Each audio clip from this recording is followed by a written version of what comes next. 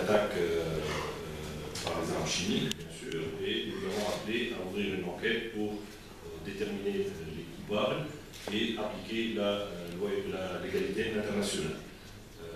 Sur les événements récents, nous allons publier un communiqué cet après-midi pour exprimer la position officielle de la Tunisie par rapport à ce qui s'est passé. Sur les différentes questions qui ont été posées, qui s'adressaient alternativement à l'un à l'autre ou ensemble, sur le premier sujet, je n'ai pas, bien entendu, de commentaires à faire sur les relations entre la Tunisie et le Fonds monétaire international. Ce que je peux dire cependant, compte tenu de ce que sont nos relations bilatérales sur le plan économique, c'est d'abord le courage des réformes qui ont été engagées par le gouvernement tunisien et les effets de ces réformes pour créer un climat à destination des entreprises, un écosystème qui permet à ces dernières de pouvoir investir durablement en Tunisie en étant garanti que cet investissement fera l'objet d'un retour en termes d'emploi, de croissance et de résultats.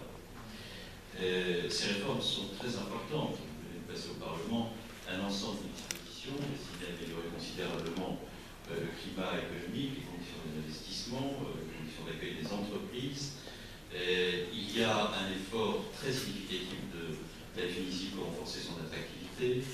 Vous avez pu remarquer que nous sommes aux côtés de la Tunisie pour que celle-ci puisse accueillir dans les meilleures conditions de sécurité des touristes qui reviennent et que nous appelons à revenir en Tunisie parce que c'est un pays extraordinaire que l'on a plaisir à découvrir, qui est un pays chargé d'histoire avec des sites et des paysages exceptionnels, et que le tourisme est un des facteurs de la croissance en Tunisie, puisque je crois, M. le chef du gouvernement, que le tourisme est 14% de l'activité économique. Donc voilà, exactement, en direct seulement.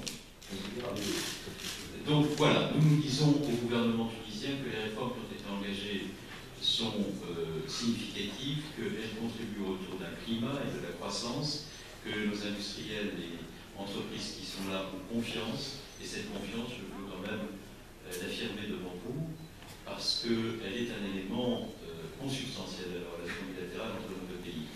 Sur la question de la Syrie, je me suis exprimé ce matin, après que le président de la République, avec la chancelière, s'était exprimé lui-même, et ce que nous avons dit n'est pas une surprise. Il n'y a pas de solution pour la Syrie en dehors du processus engagé par la résolution 2254 du Conseil des Nations Unies, en dehors du processus de Genève qui vise à créer les conditions d'un dialogue politique permettant une transition politique elle aussi inclusive, seule de nature à ramener la paix.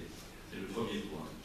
Le deuxième point, c'est que ces attaques chimiques sont une indignité qui mérite la plus grande fermeté de la part de la communauté internationale, et comme l'ont indiqué le président de la République et la chancelière dans leur communiqué commun, la réponse doit se faire dans un cadre multilatéral et dans le respect de la légalité internationale et avec la volonté de faire en sorte que cette solution politique puisse émerger.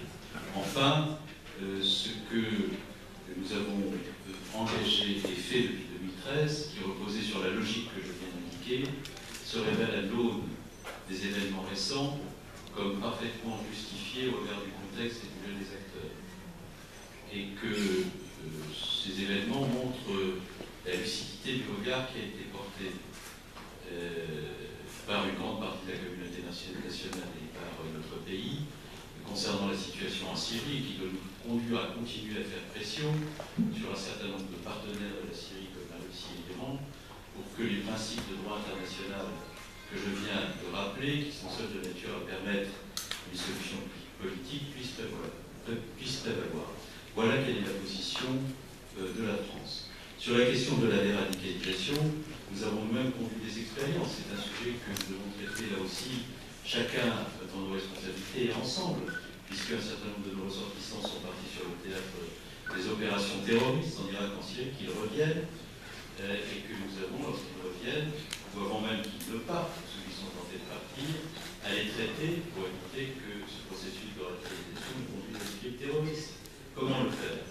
D'abord, il y a le rôle déterminant joué par Internet dans la propagation des messages diffusés par les blogs et les sites qui appellent les cours de terrorisme. Nous avons un travail considérable de ce point de vue-là. En France, en prenant contact avec des compagnies